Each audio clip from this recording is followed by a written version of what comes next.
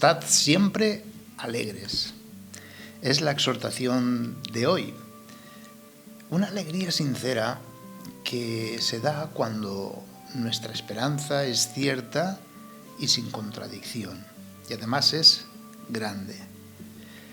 Y es que el Señor está cerca. Esta es la buena noticia de este domingo. La semana pasada éramos invitados a encontrar en Dios la fuente de toda paciencia y consuelo. Y el fruto lógico de este encuentro es precisamente la alegría. La orientación de nuestra vida no está en el pasado, ni tampoco está hacia arriba, sino que está hacia adelante. Somos peregrinos, caminantes. Pues lo que nos espera, la esperanza, es el triunfo definitivo de la justicia, la venida personal de Jesucristo en gloria, cuando será definitivamente destruido todo pecado, todo el mal y todos los males del mundo. Y solo quedará la caridad. En la existencia terrena nos encontramos en este tiempo de apertura a la gracia. A todo aquel que se quiera arrepentir y creer en el Evangelio.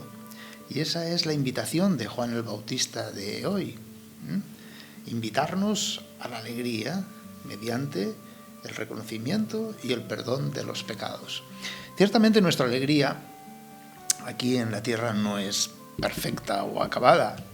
Vivimos pues en el tiempo de la paciencia, ejerciendo ese amor al enemigo, que cuesta, que es difícil, pero siendo a la vez consolados constantemente en medio de nuestras dificultades y sufrimientos. La gran esperanza no se realiza en su plenitud en la existencia en esta tierra. Por eso somos peregrinos. Llevamos esta esperanza, una esperanza que no defrauda, porque la encontraremos al final de los tiempos.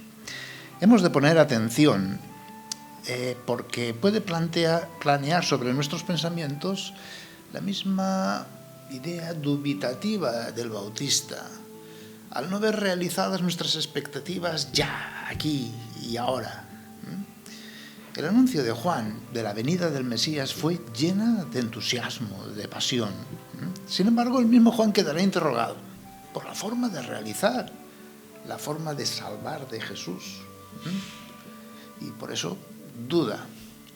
La auténtica alegría se da cuando reconocemos con humildad de corazón el modo de salvar de Jesús. Nos libera de nuestra finitud, haciéndonos eternos como Dios, si escuchamos su palabra y la ponemos en práctica. Y nos quitará el pecado de nuestros corazones, pero a fuerza de misericordia y de perdón, si es que encuentra en nosotros auténtico arrepentimiento. Jesús no desea que nuestra alegría sea pasajera, de momentos, de instantes, sino permanente. El tiempo de Adviento cristiano significa la venida de Jesús y nuestra salida a su encuentro. Pero también significa presencia. No es algo que no está y esperamos, ¿no? Ya está, aunque en semilla, pero ya está. Hoy la liturgia nos invita a saborear la presencia actual de Jesús, anticipándonos la alegría propia de la celebración de Navidad.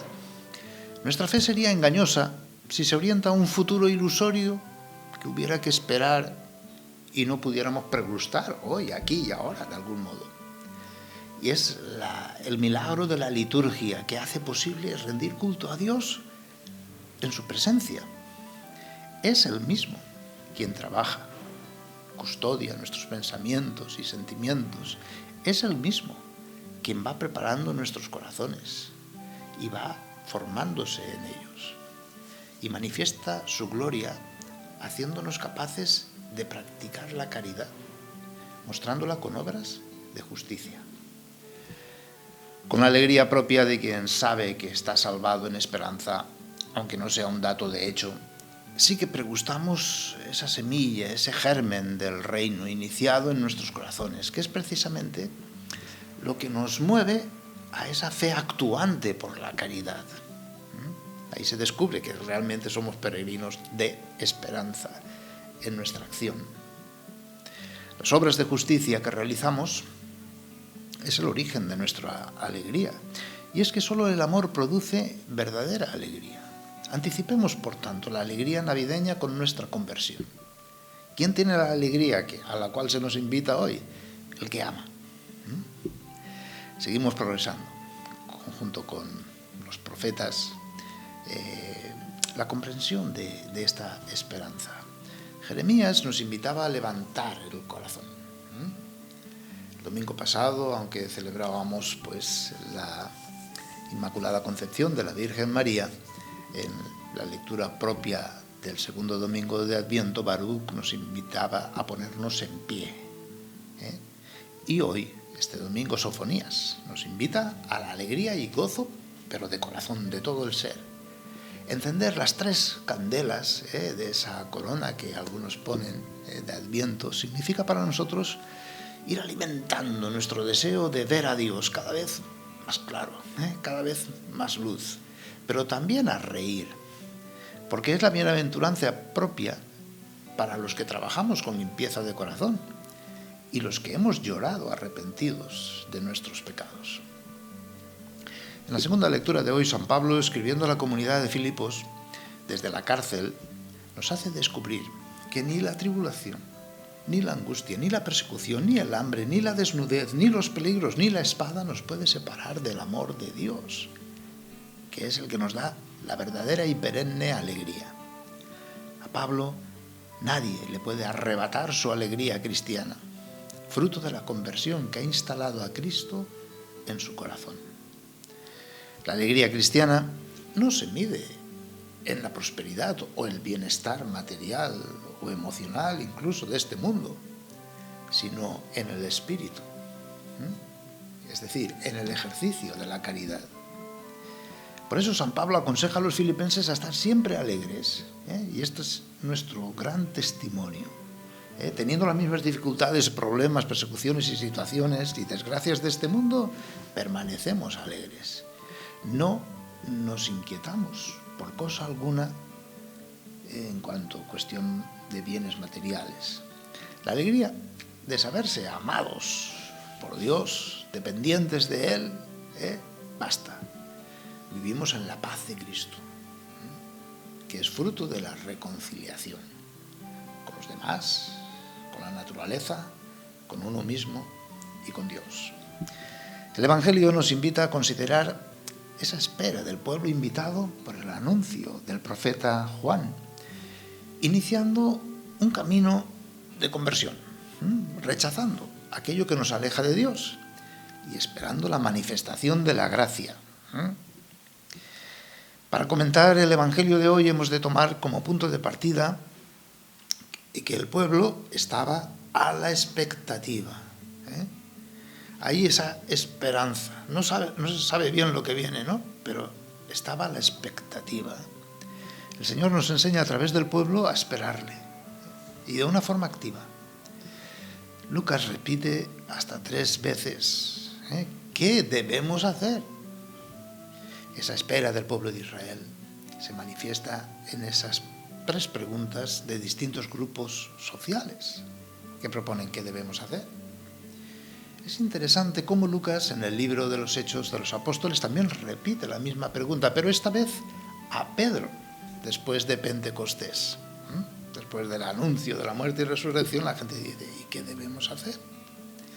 Algunos recuerdan que es la misma pregunta que se hacía a los que iniciaban la vida cristiana. Nos recuerda cuán necesario es el hacer para poder llegar a la conversión en caso del Bautista, o los sacramentos en caso de Pedro en los Hechos de los Apóstoles. Es recibir la gracia. Juan enseña a esperar al pueblo a través de compartir los propios bienes, practicando la justicia, la caridad para con los más pobres y oprimidos de la sociedad, para los que son víctimas de injusticia, violencia, de abusos. La apertura a la llegada del Mesías, de la salvación, del Salvador, se realiza cuando supero el desinterés y la indiferencia ante las desgracias de los demás o las propias, comprometiéndome a cambiar el corazón, ese corazón egoísta. Como buen profeta, Juan coloca la doctrina social como lo prioritario a hacer, es decir, la búsqueda del bien común y de la justicia auténticamente social. Al igual que la fe, como diría San Pablo, la esperanza para Juan se activa en la caridad, es decir, por un obrar justo y solidario. Y también esto es gracia de Dios. Es Dios que nos da la capacidad, nos da el poder y el querer. Y es Dios que nos da el actuar en caridad, el amar, incluso al enemigo. Solo así se puede acoger al Mesías que viene, según el Bautista, a acoger la fe cristiana, según Pedro, en Pentecostés. La santidad, la oración y la caridad se convierten entonces en las disposiciones propias del corazón, para así poder celebrar las fiestas cristianas navideñas. Asimismo, es incoherente separar fe de la vida, fe del comportamiento, la fe del culto. Y la vida y comportamiento deben ser guiados por justicia solidaria, por el amor concreto al prójimo. El camino del amor a Dios pasa ineludiblemente por el amor al prójimo. Se trata de un compartir solidario, no imponer cargas indebidas, no imponerse a fuerza del miedo o de la violencia y en aceptar una vida más bien austera. Juan presenta su identidad como esa voz que clama en el desierto.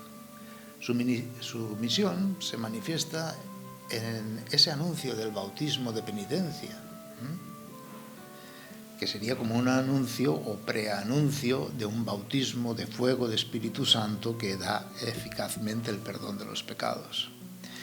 El bautismo de Juan era un tipo de iniciación distinto a la circuncisión antigua o de los baños legales que se daban por purificaciones. Exigía el bautismo de Juan sobre todo la justicia, es decir, un comportamiento moral, realizar una conversión en vista a la llegada del reino. Por eso practicaba un nuevo rito de iniciación que representaba la entrada a la comunidad mesiánica. Una comunidad que tenía como función en la espera de la venida del Mesías. Una vez venido ya, se acabó esa comunidad y empezaba a ser comunidad cristiana. Luego, el bautismo tomará ese significado que va mucho más allá, escatológico, porque es irrupción del reino de Dios en el corazón. Juan nunca lo encerró todo en sí mismo, sino que anunció siempre otro bautismo. El bautista nos advierte de la cercanía y la presencia del Salvador. Consideremos como el último de los profetas nos describe a este Salvador que llega, más poderoso que yo. Bautiza con Espíritu Santo y fuego. Sumerge en fuego purificador y transformador. Sumerge en el dinamismo de la vida y del mismo amor de Dios. Tiene ese bieldo en su mano para limpiar su era y recoger el trigo en su granero. Quien quema la paja con fuego que no se apaga y quien juzga la tierra.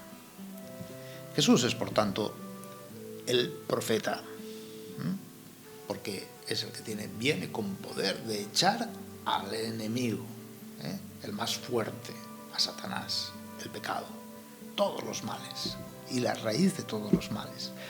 Por ello, Juan lo llama poderoso, es decir, alguien que viene a destruir al enemigo, al mal en todas sus formas. Por eso, ante el poderoso Juan declara su pequeñez, para que así no lo confundan con el Mesías. Jesús, como juez, expresión que toma su sentido en la profecía de Daniel, he aquí que en las nubes del cielo venía como un hijo del hombre. La profecía presentaba a Jesús como juez, aquel con quien todo hombre tendrá que confrontarse porque él es el modelo de hombre perfecto. Es importante hacer notar hoy que todo se desarrolla en este ambiente festivo, porque nosotros tratamos de anunciar la buena nueva. Son las buenas noticias de Dios para su pueblo, para la humanidad. porque el contenido de la buena nueva es la misma persona de Jesús.